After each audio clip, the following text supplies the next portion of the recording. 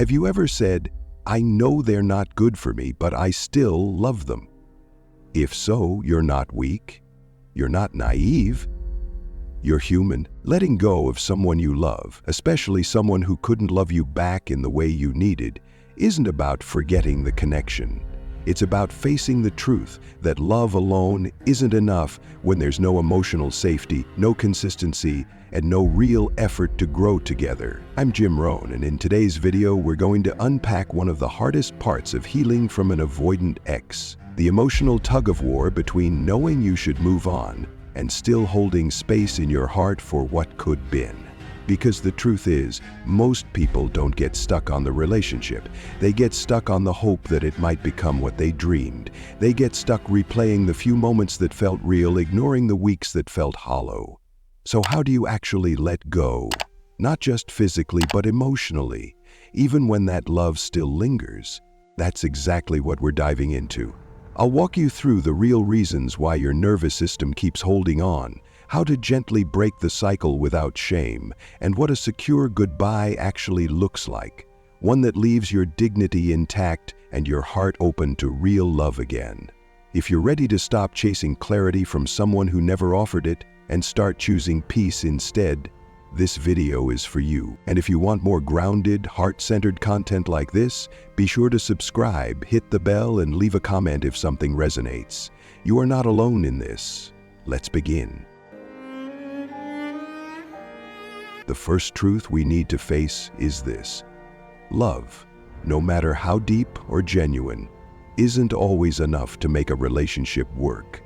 I know that's hard to accept, especially when you've given so much of yourself trying to show this person how committed you were. You showed up, you forgave, you stayed when it was hard, and even now, part of you still wonders, was there something else I could have done? One more conversation, one more act of love, one more try that could have changed it all.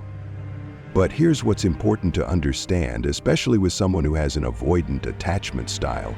It's not about your love being too little. It's about them not being in a place where they could truly receive it. You could have said it 1,000 different ways. You could have bent in every direction, hoping they'd meet you halfway. And still, you were met with distance, inconsistency, or silence.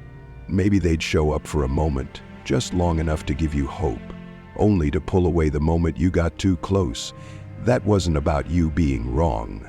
That was about them being emotionally unavailable. And this is where your power starts to return, when you stop believing that love is about convincing someone to stay. When you realize your love is worthy, not because it was finally reciprocated, but because you chose to stop giving it where it wasn't valued. Letting go, then, isn't a sign that you didn't love deeply. It's the moment you start loving yourself enough not to chase someone who won't meet you halfway. And that's what healing actually looks like. Here's the part almost no one wants to hear, but it might be the piece that finally sets you free. You can love someone deeply and still not be able to reach them emotionally. And with an avoidant partner, that's not just possible, it's common. Because what you were running into again and again wasn't a lack of love. It was a wall they built long before they ever met you. Avoidantly attached individuals often learned very early on that emotional closeness meant emotional danger, that vulnerability came with a cost, rejection, overwhelm, or shame. So they adapted, they shut down, they kept their world safe by keeping it small. And when you came into their life offering real connection, your love activated the very thing they were trying to avoid: feeling fully seen. Now, I know there's a part of you that wanted to help, that believed if you just stayed long enough, loved gently enough, gave more space, or said the right words, they would soften, they would let you in. And in rare cases, yes, some do. But here's the truth most people avoid. Unless they want to do that work themselves, you can't love them out of their limitation. You can't coach someone through emotions they're still trying to outrun. And here's where the emotional shift happens: when you stop blaming yourself for how little they gave and start accepting this wasn't about your worth, it was about their capacity. So let me ask you this, and feel free to share in the comments: what would change if you stopped trying to get through to them and started trying to get back to you The third shift you'll need to make is one of the hardest, letting go of the potential you saw in them. And with an avoidant partner, this is especially difficult because what you experienced wasn't all bad. There were moments, honest, raw, emotionally charged moments, where it felt like you were finally getting through. Like the two of you were on the verge of something real. But that's exactly what makes it so hard to detach. You don't fall in love with the whole cycle, you fall in love with the highs. And when those highs are mixed in with emotional distance, inconsistency, or deactivation, you start to mistake survival moments for actual progress. Here's the truth: potential doesn't build a relationship, consistency does. What often happens with avoidantly attached people is that just when you think you're turning a corner, they retreat again. Not because they're trying to hurt you, but because closeness brings up fears they've never learned how to sit with. And every time they disappear, then come back, just enough to keep hope alive, it reinforces this internal cycle for you, a loop where you keep waiting for the day they finally get it. But what if they don't? Or more accurately, what if they can't? At least not right now. Holding on to who they could become keeps you stuck in a version of the relationship that only exists in your mind. Meanwhile, reality is showing you that they're still unavailable, still inconsistent, still not able to meet you where you are, even after all the emotional effort you've given. Letting go of potential doesn't mean the love wasn't real. It means you're finally choosing to live in the present instead of being held hostage by a future that never arrives. You stop asking, what if they change, and start asking, what do I need now from someone who's ready now? Because your peace isn't in their possibility, it's in your permission to move forward. There's a quiet kind of grief that often gets overlooked after a breakup with an avoidant partner. It's not just about losing the person, it's about losing the vision, that image you carried for so long, the one where they finally let their guard down, where they saw how much you loved them and chose to meet you there, where things finally clicked. You weren't just mourning them, you were mourning the version of the relationship you believed could exist if only they healed, if only they stayed, if only the moments of closeness had lasted longer. Over time, that vision became your compass. It gave you something to hold on to when the distance hurt. It became the reason you stayed, the fuel behind every second chance. But that imagined future, that dream version of the relationship, it was a hope, not a reality. And the deeper that hope became, the harder it was to accept what was really happening in front of you. You weren't delusional, you were deeply invested, you saw potential. You felt something real in the brief moments they let you in. But part of letting go now means grieving not just them, but the life you thought you were building together. The shared future that never took shape. The emotional safety you never actually had, but always hoped would arrive. This is what makes closure with an avoidant partner so uniquely painful. Because you're not just walking away from a person, you're walking away from a parallel life, one that existed only in possibility. And that kind of goodbye hurts in a different way. But here's the truth: grieving the fantasy isn't a sign that you were foolish. It's proof of how deeply you loved, even when the love wasn't returned in the way you deserved. And real healing begins when you allow yourself to let go of what could have been, so you can finally make room for what can still be. One of the most essential and often most misunderstood steps in truly letting go is creating emotional distance. Not just physical distance, not just silence for the sake of appearances, but a full emotional boundary that allows your nervous system to finally step out of survival mode. This is what many people call no contact, but for you it has to mean something deeper. Because this isn't about punishing the avoidant, it's not about teaching them a lesson, it's about giving yourself the space to feel clearly. You can't grieve someone who keeps showing up in your notifications. You can't rebuild your emotional clarity while still walking through the same digital hallways where they once lived. Think of it this way: every time you see their name pop up, your mind goes back into a loop that says, maybe this time will be different, even when you know it won't. Your body remembers the cycle even if your mind wants to break free. And when you stay in environments that keep you emotionally hooked, whether it's checking their stories, responding to their texts, or just secretly hoping to run into them, you're not giving yourself a real chance to heal.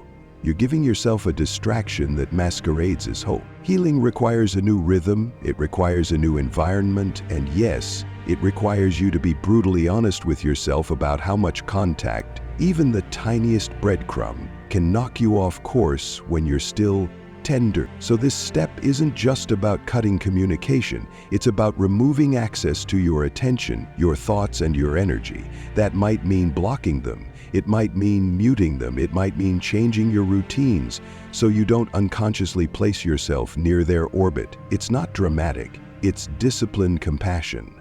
The kind that protects the future version of you from looping back into old pain. You won't always need this level of protection. One day you'll feel stronger, clearer, and when that time comes, if they show up again, you'll know exactly how to respond. Not from reactivity, but from self-respect. But until then, give yourself permission to disconnect. Not to forget them, not to erase the past, but to finally create the space you need to remember yourself again. That's not weakness, that's wisdom. The final and perhaps most powerful step in letting go of your avoidant ex is this: reconnecting with your sense of self. Not who you were in the relationship, but who you are outside of it. This isn't just about moving on from a breakup. It's about rediscovering the you that may have been slowly lost over time. Because when you're with someone who avoids intimacy, you often end up abandoning little pieces of yourself just to keep the peace. You ignore your needs to avoid triggering their fear. You shrink your voice to make space for their silence. And over time, your identity becomes entangled in how they react, not in how you feel. What's left behind is a version of you who has worked so hard to be understood, to be chosen, to be enough, that you forget you already were. And now, outside the dynamic, it's normal to feel a little untethered. To wonder who you are without the pursuit, the hope, the high-stakes emotional gamble. This is the moment to pause and rebuild. Not perfectly, not all at once, but slowly, intentionally, and without shame. Maybe you've changed. Maybe you're softer in some places, stronger in others. That's okay. The goal isn't to become who you were before them, it's to become who you were always meant to be, now free of the noise. Take your time. Be kind with yourself. Your only job right now is to remember what it feels like to be in a relationship where you don't have to fight to feel seen. And that brings us to one more truth. Letting go creates space for real love to arrive. I know it's scary. When we're deeply attached to someone, it can feel like they're the only person who will ever know us like that.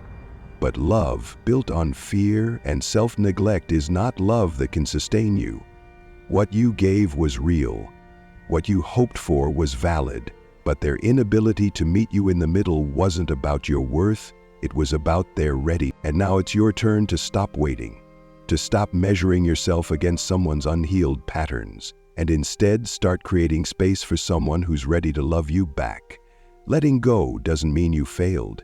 It means you've outgrown the cycle. It means you're choosing peace over potential. It means you're brave enough to walk away from a bond that kept you small and start walking toward the version of yourself that doesn't have to prove your value just to be loved. And before you know it, something will shift. You'll look around and realize you're no longer surviving. You're thriving. You're living in alignment. And slowly, new people will enter your life. Ones who see you, hear you, and meet you. But none of that can happen until you stop looking back and start choosing you.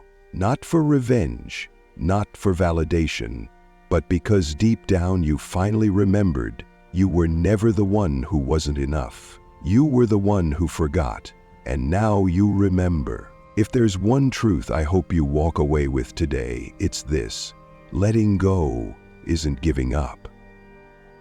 It's choosing peace over patterns. You've spent so long trying to understand them, to hold space for their emotional inconsistencies, to prove your worth in the quiet spaces where they couldn't meet you.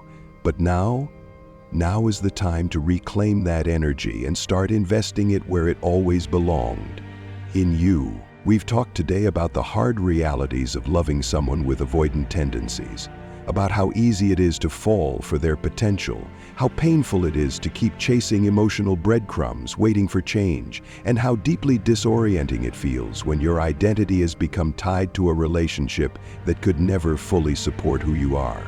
But you've also learned what it means to take your power back, to stop waiting for them to heal before you do, to grieve not just the person, but the fantasy, to create emotional distance, not out of resentment, but as a way of rebuilding your nervous system and relearning what stability feels like. And most importantly, to reconnect with your own self-worth, your voice, your values, and your vision for the kind of love that feels mutual, not one-sided. Letting go is a sacred act of self-respect. It doesn't erase the love you gave, it honors it. Because real love should never cost you your peace, your identity, or your ability to feel safe in your own heart. Thank you so much for spending this time with me today. If this message resonated with you, if you're somewhere in this process of detachment and healing, I want you to know you're not alone, and you're doing better than you think. You don't have to have it all figured out. You just have to keep showing up for yourself, one grounded step at a time. If you found value in this video, I'd love for you to subscribe to the channel.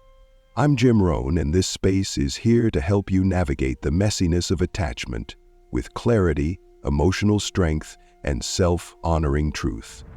And if you feel called, I invite you to share in the comments what part of today's message gave you a moment of clarity or peace. Until next time, remember, you don't have to earn real love.